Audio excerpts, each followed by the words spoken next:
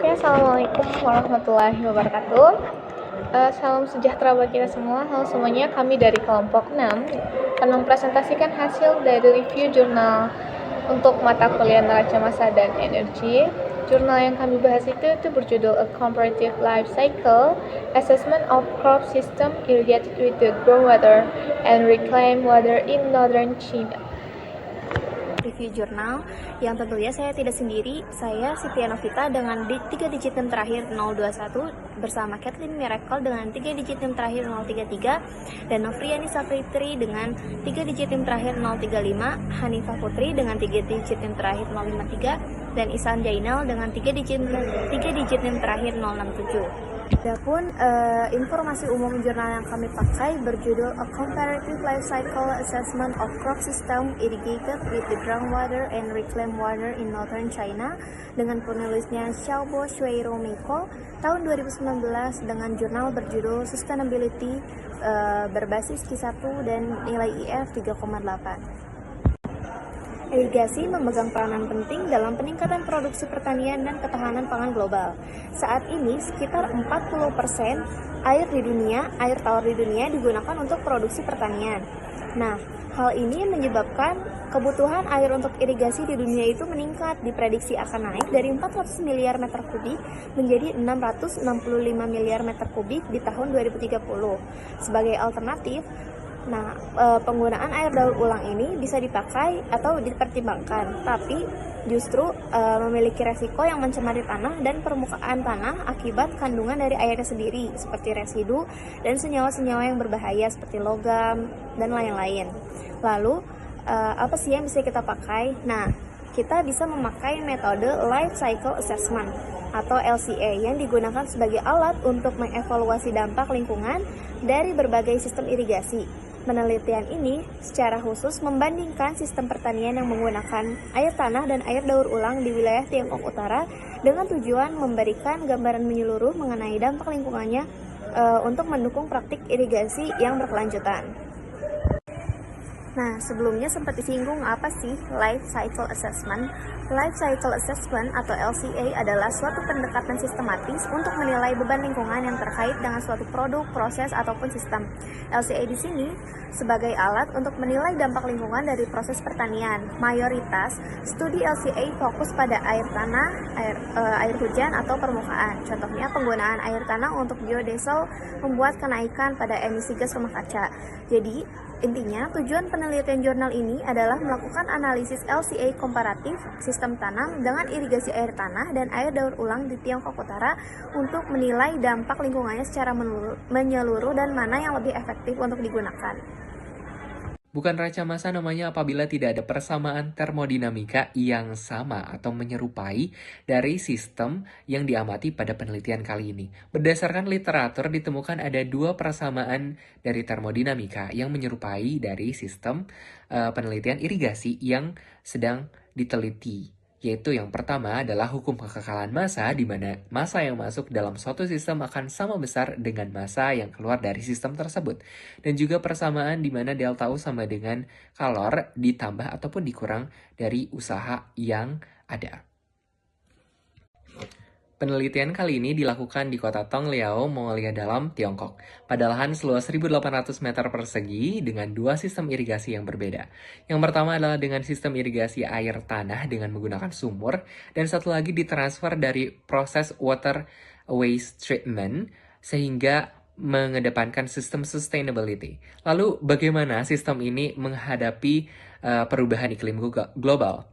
Apakah sistem irigasi air tanah lebih baik atau lebih buruk berdasarkan life cycle assessment yang digunakan oleh penelitian kali ini. Nah, pada proses metode pengumpulan datanya, peneliti menggunakan beberapa metode. Yang pertama untuk menentukan emisi gas rumah kaca dengan model IPCC, dan selanjutnya adalah model grid untuk input transportasi pertanian. Selain itu juga emisi dari alat berat yang digunakan dengan model non-rod dari EPA, digunakan untuk menghitung kira-kira berapa besar emisi yang dihasilkan dari alat berat yang digunakan, serta juga emisi dari pestisida yang digunakan dengan model PES LCI. Nah, sayangnya pada penelitian kali ini tidak dijelaskan secara lengkap dan secara terperinci bagaimana persamaan dan perhitungan yang digunakan oleh peneliti untuk menentukan besar dari emisi karbon berdasarkan metode tersebut, sehingga hal tersebut menjadi salah satu kekurangan dari penelitian yang dilakukan untuk menentukan LCA kali ini. Lanjut untuk masuk ke pembahasan yang pertama itu membahas besarnya dampak siklus hidup jagung, kedelai, dan gandum. Sumber air yang digunakan pada percobaan ini adalah air tanah dan air daur ulang. Emisi gas rumah kaca tertinggi dihasilkan oleh kedelai dan air daur ulang sebesar 0,4 kg CO2. Sementara untuk emisi gas rumah kaca terendah itu dihasilkan oleh untuk emisi gas yang terendah dihasilkan oleh gandum dan groundwater sebesar 0,37 kg CO2. Dampak pada lingkungan yang terjadi itu bermacam-macam juga. Pertama itu ada asidifikasi, kanker dan non-kanker, gangguan pernapasan, eutrofikasi, penipisan ozon, dan oksidasi fotokimia. Lalu, temuan penting di jurnal ini adalah jagung dengan groundwater memiliki emisi gas rumah kaca 10% lebih tinggi dibanding rata-rata studi sebelumnya. Lalu, efisiensi pemupukan terbukti menurunkan eutrofikasi. Kesimpulannya adalah reclaimed water atau air daur ulang bisa menurunkan dampak lingkungan, tapi efeknya bergantung pada variasi tanaman. Lalu, teknologi irigasi yang efisien ditambah manajemen input yang terintegrasi akan menghasilkan solusi yang rendah emisi dan efisiensi yang tinggi. Oke, sekarang kita masuk ke bagian kedua dari pembahasan, yaitu melihat seberapa besar sih kontribusi tiap tahap dalam siklus hidup tanaman terhadap dampak lingkungan. Kita mulai dari tanaman yang pertama, yaitu jagung. Terlihat pada gambar 3 bagian A, untuk jagung itu tahap irigasinya jadi penyumbang terbesar terhadap pemanasan global sekitar 30% dan juga gangguan pernapasan sekitar 40% karena konsumsi listrik buat pompa airnya. Lalu, emisi dari lahan seperti pupuk dan pestisida itu juga menyumbang besar ke eutrofikasi sekitar 90% dan juga ke toksisitas kanker sekitar 70%. Terakhir, kalau dilihat alat pertanian kayak traktor juga nyumbang dampak ke penipisan ozon dan smog gara-gara emisi NOx dan juga SOx dari bahan bakar diesel. Oke, sekarang kita lanjut ke tanaman kedua, yaitu kedelai. Polanya hampir mirip, tapi ada hal menarik yang bisa kita lihat, di mana di sistem kedelai itu, irigasi alat pertanian dan emisi lahan itu menyumbang lebih dari sekitar 75% total dampak.